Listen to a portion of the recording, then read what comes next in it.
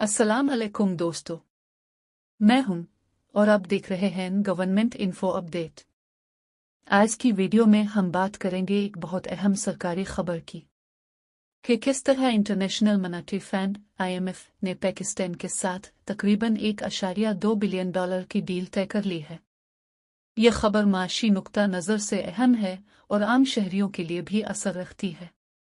पिछले चंद माह में पाकिस्तान की मईशत ने मुश्किल वक्त देखा था। महंगाई, ज़र मुबादला का दबाव, बजट खसारा और सैलाब की तबाहकारियों का भी सामना रहा।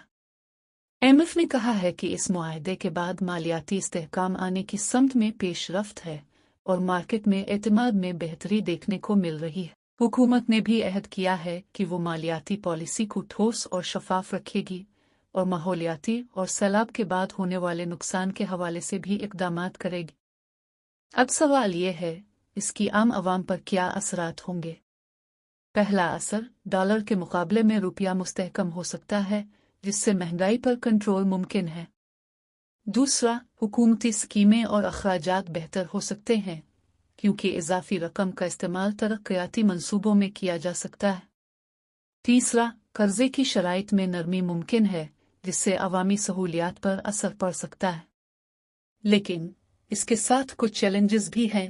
हुकूमत को बोझल कर्जों, बजट खसारे और बैरूनी असासों को मुनज़्ज़म करना पड़ेगा। डील में शामिल कहानी ये भी है कि ये रकम अभी मुकम्मल जारी नहीं हुई कि एक स्टाफ लेवल मुआहदा है, जिसे IMF के एग्जीक्यूटिव बोर्ड की मंजूरी दरकार है।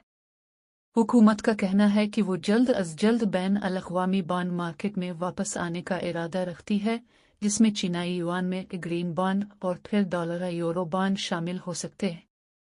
आवाम को चाहिए कि इस मौका से फ़ायदा उठाएं। मिसाल के तौर पर, अगर आप कर्जा लेना चाहते हैं या कारोबार बढ़ाना चाहते हैं, तो पहली तरजीह इन मंसूबों को बनाएं जिनकी बुनियाद ठोस और सबूत पर हो।